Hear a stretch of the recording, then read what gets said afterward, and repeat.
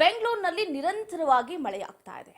ಕೋರಮಂಗಲ, ಶಾಂತಿನಗರ, ಆಡುಗೋಡಿ, ವಿಲ್ಸನ್ ಗಾರ್ಡನ್ ಸೇರಿದಂತೆ ಕೆಆರ್ ಮಾರ್ಕೆಟ್, ಲಾಲ್ಬಾಗ್, ಶಿವಾಜಿನಗರ, ವಸಂತನಗರ, ನವರಂಗ್ ಹಾಗೂ ಟೌನ್ ಹಾಲ್ನಲ್ಲಿ ಭರ್ಜರಿಯಾಗಿ ಮಳೆಯಾಗಿದೆ.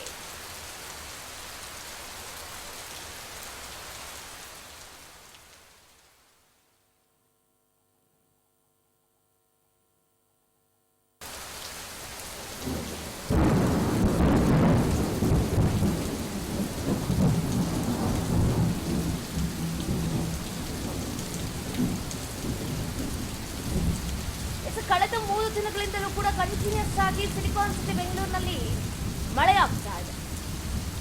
ಕೋರಮಂಗಲದಲ್ಲಿ, ಶಾಂತಿನಗರ, ಆಡುಗೋಡಿ, ವಿಲ್ಸನ್ ಗಾರ್ಡನ್ ಸೇರಿದಂತೆ ಕೆಆರ್ ಮಾರ್ಕೆಟ್, ಲಾಲ್ಬಾಗ್, ಶಿವಾಜಿನಗರ, ವಸಂತನಗರ, ನವರಂಗ್ ಹಾಗೂ ಟೌನ್ ಹಾಲ್, ಯಶವಂತಪುರ, ಕುರುಬರಹಳ್ಳಿ, ಮೆಜೆಸ್ಟಿಕ್ ಈ ಭಾಗದಲ್ಲಿ ತಡರಾತ್ರಿ ಅಬ್ಬರಿಸಿ ಬೊಬ್ಬರಿದಿದ್ದಾನೆ ವರುಣದೇವ್. ಬೆಂಗಳೂರಿನ ಹೊರವಲಯದಲ್ಲೂ ಕೂಡ ಭಾರೀ ಮಳೆಯಾಗಿದೆ. ಪದ್ಮನಾಭನಗರ ಸುತ್ತಮುತ್ತ, ವೈಲ್ಡ್ ಫೀಲ್ಡ್, ಎಲೆಕ್ಟ್ರಾನಿಕ್ ಸಿಟಿ ಸೇರಿದಂತೆ ಚಂದಾಪುರ, ಜೆಪಿ ನಗರ, ನೈಸ್ ರೋಡ್ ಸೇರಿದಂತೆ ಹಲವೆಡೆ ವರುಣನ ಆರ್ಭಟ ಹೆಚ್ಚಾಗಿತ್ತು. ಇಷ್ಟು ದಿನ ನಾವು ಬರಗಾಲ ಬರದ ಛಾಯೆ ಆವರಿಸ್ತಾ ಇದೆ. ವರುಣದೇವ ಒಮ್ಮೆ ಧರೆಗೆ ಬಾ ಅಂತ ನಾವು ಪ್ರಾರ್ಥನೆ ಮಾಡ್ತಾ ಇದ್ವಿ. ಈಗ ವರ್ಣದೇವನ ಆರ್ಭಟಕ್ಕೆ ಎಲ್ಲರೂ ಕೂಡ ತತ್ತರಿಸಿ ಬಳಲಿ ಬೆಂಡಾಗ್ಬಿಟ್ಟಿದ್ವಿ. ಯಾಕಂತಂದ್ರೆ ಅಷ್ಟು ಪ್ರಮಾಣದಲ್ಲಿ ಮಳೆ ಆಗ್ತಾ ಇದೆ. ಜನರು ಒಂದು ಕಡೆ ಕಂಗಾಲಾಗ್ತಾ ಇದ್ದಾರೆ. ಈಗಾಗಲೇ ಬರೋಬ್ಬರಿ 7 ಸಾವು ಕೂಡ ಸಿಡಿಲು ಬಳಿದು ಸಾವನ್ನಪ್ಪಿದ್ದಾರೆ. ಈ ರೀತಿಯಾದಂತಹ ಅವಘಡಗಳಿಗೆ ಜನರು ತತ್ತರಿಸಿ ಹೋಗ್ಬಿಟ್ಟಿದ್ದಾರೆ. ಮಳೆ ಬಂದರೂ ಕಷ್ಟ, ಮಳೆ ಬರಲಿಲ್ಲ ಅಂದ್ರೂ ಕಷ್ಟ. ಹೆಂಗೆ ಜೀವನ ಅನ್ನೋದೇ ಒಂದು ಕ್ವಶನ್ ಮಾರ್ಕ್ ಆಗೋಗ್ಬಿಟ್ಟಿದೆ. ನಗರದಲ್ಲಿ ಈಗಾಗಲೇ ಮಳೆಗಾಲ ಪ್ರಾರಂಭ ಆಗೋಗ್ಬಿಟ್ಟಿದೆ.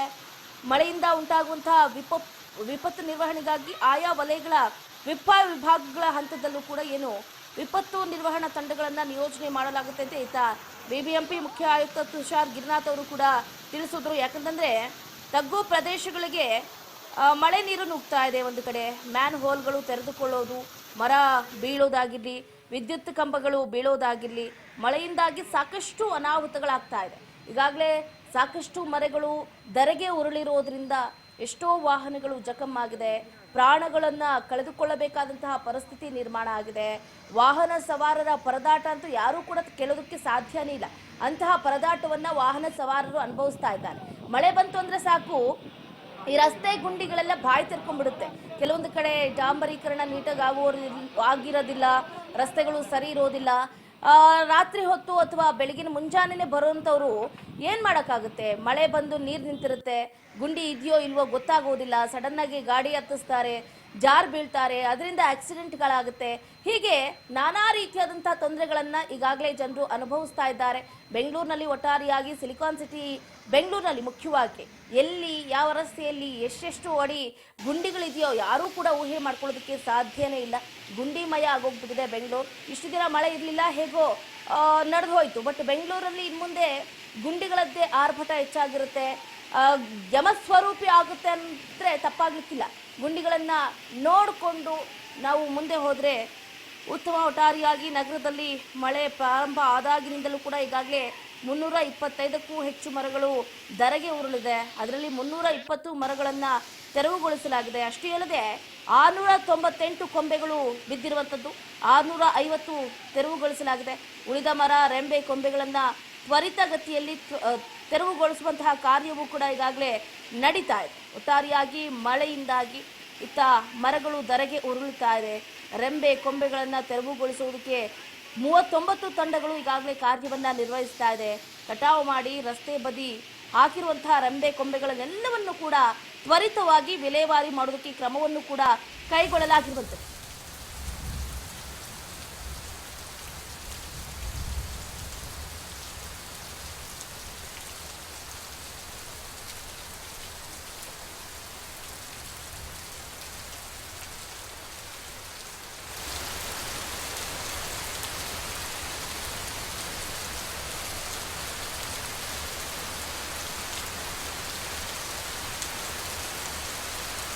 ಉದ್ಯಾನ ನಗರಿ ಬೆಂಗಳೂರು ಸೇರಿದಂತೆ ರಾಜ್ಯದ ಹಲವೆಡೆ ಭಾರೀ ಮಳೆ.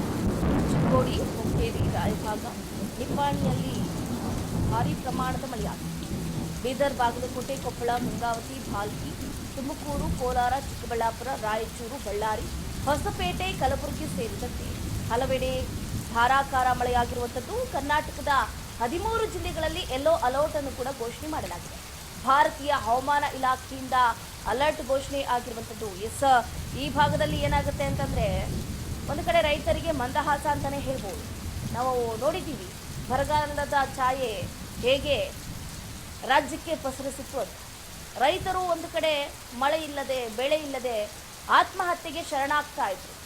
ಈಗ ಈ ಭಾಗದಲ್ಲಿ ಚಿಕ್ಕೋಡಿ ಆಗಿರ್ಬೋದು, ಹುಕ್ಕೇರಿ ಆಗಿರ್ಬೋದು, ರಾಯಭಾಗ, ನಿಪ್ಪಾಣಿ, ಬೀದರ್, ಬಾಗಲಕೋಟೆ, ಕೊಪ್ಪಳ, ಗಂಗಾವತಿ, ಬಾಲ್ಕಿ, ತುಮಕೂರು, ಕೋಲಾರ, ಚಿಕ್ಕಬಳ್ಳಾಪುರ, ರಾಯಚೂರು, ಬಳ್ಳಾರಿ, ಹೊಸಪೇಟೆ, ಕಲಬುರಗಿ ಈ ಭಾಗದಲ್ಲಿ ನಿಜಕ್ಕೂ ಕೂಡ ರೈತರಿಗೆ ಬಹಳ ಸಂತಸ ಅಂತಾನೆ ಹೇಳ್ಬೋದು. ಅವರ ಏನು ಬೆಳೆದಿರುವಂತಹ ಬೆಳೆಗೆ ಸರಿಯಾದ ಸಮಯಕ್ಕೆ ಮಳೆ ಆಗ್ತಾ ಇದೆ, ನಮ್ಮ ಕೈಗೆ ಫಸಲು ಸಿಗುತ್ತೆ ಅನ್ನುವಂತಹ ಆತ್ಮವಿಶ್ವಾಸವೂ ಕೂಡ ಈಗಾಗಲೇ ಅನ್ನದಾತನ ಮನದಲ್ಲಿ ಮೂಡಿರುವಂಥದ್ದು.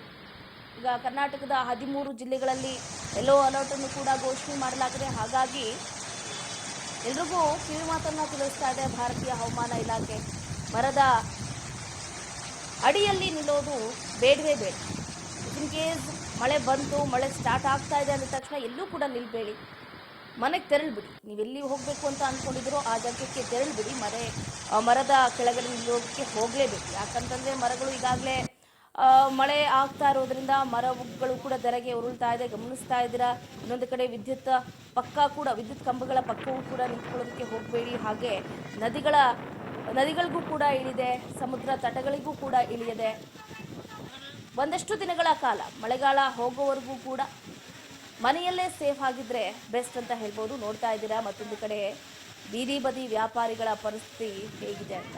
ಹೊಟ್ಟೆಪಾಡಿಗಾಗಿ ಹಣ್ಣು, ತರಕಾರಿ, ಹೂಗಳನ್ನು ಮಾರ್ಕೊಳ್ಳೋ ಅಂಥವರ ಪರಿಸ್ಥಿತಿ ಬಹಳ ಕಷ್ಟಕರವಾಗಿದೆ.